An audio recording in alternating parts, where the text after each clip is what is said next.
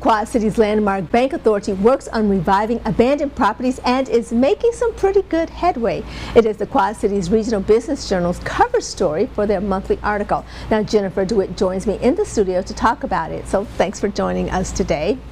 So tell us a little bit about how the Quad Cities Land Bank Authority is able to reclaim these properties.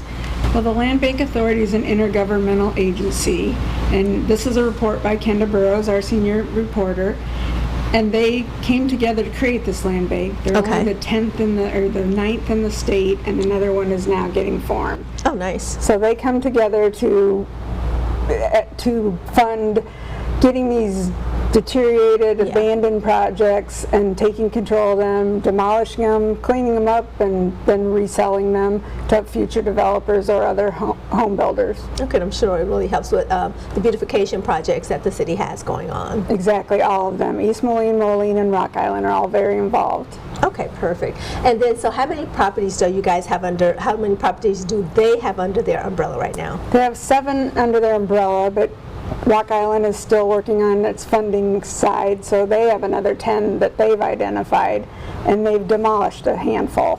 Okay. And then how do the Quad Cities Land Bank Authority get people interested in investing in the properties? Well, they're trying to get the word out of what they're doing. Okay. But they also had a first-time workshop this spring that brought in 45 developers and home builders so that they could learn about this program, because they're clearing the land and giving it to them where it's shovel ready and they could rebuild on it. Okay, perfect.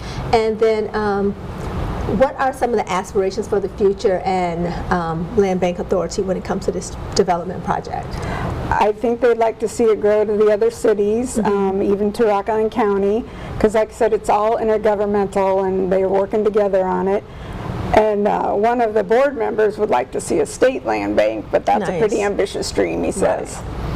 But you guys are starting small and hopefully to grow big. So after the properties are completed, do you know what the next steps are? Like what happens? How do people? Well, after they get them ready, they sell them. So then whoever buys it, you know, either builds another house on it or maybe apartments, and then they resell it. But it gets back on the tax rolls, and that's part of the whole goal, is to bring these abandoned properties back. Okay, and just you personally, what do you think? How do you think this is going to help the community evolve? I think it's going to help with a lot of properties that people just are walking away from. Yeah. You know, in some cases they're so small properties that the person next door can just buy it as a side lot. But in a lot of neighborhoods it could be multiple houses, and you could have a whole new neighborhood sprout up. Well, thank you, Jennifer, for your time. And Jennifer DeWitt with the Quad Cities Regional Business Journal. You can read this month's cover story on quadcitiesbusiness.com.